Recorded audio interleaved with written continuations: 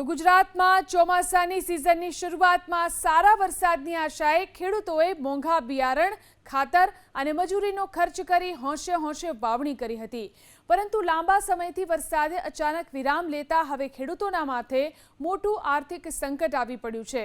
સિંચાઈના પાણીના અભાવે ખેતરોમાં મગફળી સહિતનો લહેરાતો પાક સુકાવા લાગ્યો છે, જેના કારણે ધરતીપુત્રો ચોધાર આંસુએ રોઈ રહ્યા છે।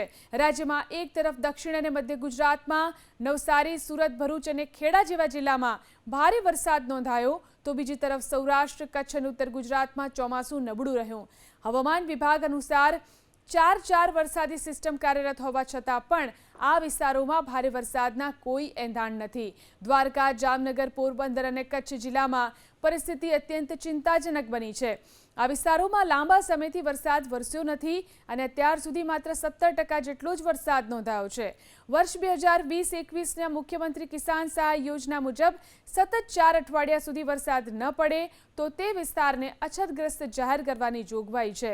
આ નિયમ મુજબ ખેડૂતો આ ચારેય જિલ્લાને તાત્કાલિક દુષ્કાળગ્રસ્ત જાહેર કરી સિંચાઈનું પાણી પૂરું પાડવાની માંગ કરી રહ્યા છે।